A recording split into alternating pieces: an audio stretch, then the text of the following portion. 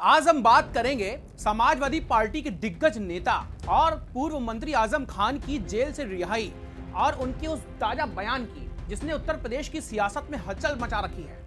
हमारे इस वीडियो में आप देखेंगे आजम खान सीतापुर जेल से आखिर कैसे रिहा हुए। इसके अलावा जेल में मुख्तार अंसारी की मौत के बाद से उनके उठे हुए डर से आजम खान ने खुद खाना कैसे बनाना शुरू कर दिया। आजम खान ने अखिलेश यादव पर तंज भी कसा, हम उस पर भी बात करेंगे, जिसमें उन्होंने कहा कि वे बड़े आदमी हैं और मैं छोटी गली में रहता हूं। और आजम खान की रिहाई से समाजवादी पार्टी को 2027 के विधानसभा चुनाव में पश्चिमी यूपी में कितनी मजबूती मिलेगी। तो चलिए शुरू करते हैं। समाजवादी पार्टी के वरिष्ठ नेता और पूर्व उत्तर प्रदेश सरकार में मंत्री आजम खान की जेल से रिहाई उत्तर प्रदेश की राजनीति में एक बड़ा मोड़ साबित हो रही है। 23 सितंबर 2025 को सीतापुर जेल से 23 महीने की कैद के बाद रिहा हुए आजम खान ने रिहाई के ठीक एक हफ्ते बाद यानी कि कल पहली बार अपना दर्द बयां किया है। दिल्ली के एक अस्पताल में इलाज करा रहे आजम खान ने मीडिया को दिए हुए इंटरव्यू में जेल जीवन की कठिनाइयों, मुख्तार अंसारी की संदिग्ध मौत से उपजे डर और पार्टी प्रमुख अखिलेश यादव पर हल्का तंज कसने वाली बातें साझा की हैं। यह बयान न केवल उनकी मानसिक पीड़ा को उजागर करता है बल्कि समाजवादी पार्टी के आंतरिक समीकरणों पर भी कई सवाल खड़े करता है। 23 महीने की कैद और कई मुकदमों की जंजीर। आजम खान जो सपा के संस्थापक मुलायम सिंह यादव के करीबी रहे हैं, 2023 से कई आपराधिक मामलों में जेल में थे।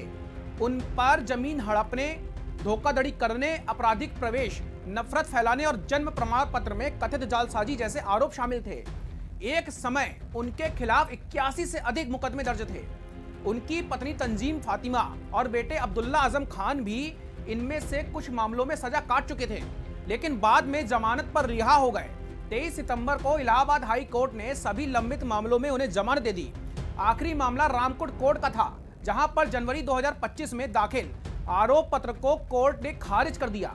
रामपुर पुलिस ने आखिरी हफ्ते में 3 अतिरिक्त आरोप लगाए थे, लेकिन सुप्रीम कोर्ट ने इसे जेल में रखने की साजिश बताते हुए उन्हें खारिज कर दिया। सीतापुर जेल के बाहर सैकड़ों समर्थक इकट्ठा हुए। भारी सुरक्षा के बीच में आजम खान बाहर आए। उनके बेटे अब्दुल्ला और अदीब ने उनका स्वागत किया। सपा सांसद रुचि वीरा और अन्य नेता भी वहां पर मौजूद दिखे। आजम खान सीधे रामपुर गए, लेकिन बाद में दिल्ली पहुंचे। वहां वो अभी स्वास्थ्य जांच करा रहे हैं। समाजवादी पार्टी के प्रमुख अखिलेश यादव ने रिहाई का उनका स्वागत करते हुए कहा कि आजम खान साहब की रिहाई न्याय की जीत है। समाजवादी पार्टी सत्ता में आने पर उनके खिलाफ सभी फर्जी मुकदमे वापस ले लेगी। उन्होंने बीजेपी पर झूठे केस बनाने का आरोप भी लगाया और कहा कि आजम खान पार्टी की रीढ़ की हड्डी हैं। रिहाई के बाद आजम खान ने पहली बार जेल के अंदर की काली सच्चाइयां उजागर की हैं। दिल्ली के एक निजी अस्पताल में पूर्व सांसद शाहिद सिद्दीकी से मुलाकात के दौरान उन्होंने कहा कि जेल में उन्हें और उनके बेटे अब्दुल्ला को धीरे धीरे जहर दिया जा रहा था। यह खुलासा मुख्तार अंसारी की 2024 में जेल में हुई मौत के बाद का है। आजम खान ने कहा कि जब मुख्तार अंसारी की जेल में मौत हुई तो मैं अलर्ट पर हो गया था। मुझे लगा कि मेरा भी कहीं यही हाल ना हो जाए, इसलिए मैंने जेल का खाना पानी छोड़ दिया था और खुद खाना बनाना शुरू कर दिया था। मुख्तार की मौत को लेकर के परिवार और समर्थकों ने जहर देने का आरोप लगाया था, जो आजम के डर को और ज्यादा गहरा दे गया। आजम खान ने बताया कि जेल में उन्हें लगातार उत्पीड़न का सामना करना पड़ रहा था। वे पूरे परिवार को खत्म करना चाहते थे। हालांकि ना तो आजम खान ने और ना ही उनके परिवार ने जहर के आरोपों को सार्वजनिक रूप से पुष्टि दी है, लेकिन यह बयान जेल सुधारों पर बहस छेड़ रहा है। रिहाई के बाद आजम खान कमजोर दिख रहे हैं। वे दिल्ली में अभी इलाज करा रहे हैं और उनका कहना है कि मैं जीना चाहता हूं। जेल में कोई भी संपर्क नहीं था, ना फोन था, ना मुलाकात थी।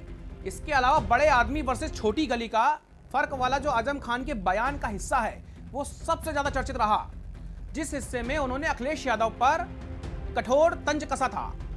अब जेल से निकलते ही अफवाहें भी उड़ने लगी कि आजम खान बसपा प्रमुख मायावती से मिलने वाले हैं और सपा छोड़ सकते हैं। अखिलेश ने इन अफवाहों को खारिज किया, लेकिन आजम खान ने अप्रत्यक्ष रूप से पार्टी नेतृत्व पर निशाना साधा है। आजम खान का कहना है कि वे अखिलेश यादव यानी कि बड़े आदमी हैं। मैं एक छोटी सी गली में रहता हूं, अगर वे मिलने आते हैं तो ये उनका बड़प्पन होगा। यह टिप्पणी तब आई जब उनसे पूछा गया कि अखिलेश ने जेल में उनसे मुलाकात क्यों नहीं की। आजम खान ने साफ कहा कि वे बिकाऊ नहीं हैं और सपा में ही रहेंगे, लेकिन यह बयान पार्टी के आंतरिक मतभेदों को जरूर उजागर करता है। इसके अलावा तंजीम फातिमा की मायावती से कथित मुलाकात पर भी आजम ने कहा कि जेल में कोई संपर्क नहीं था, मैं किसी से बात ही नहीं कर सका। तो वहीं सपा के महासचिव शिवपाल सिंह यादव ने भी कहा है कि आजम खान कहीं नहीं जाएंगे, वे हमेशा सपा में रहेंगे।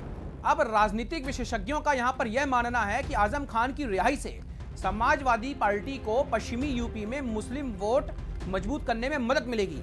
वे 10 बार के विधायक और पूर्व सांसद हैं जो बीजेपी के खिलाफ लड़ाई में अहम रहे हैं, लेकिन यह तंज अखिलेश यादव के नेतृत्व पर सवाल उठा सकता है।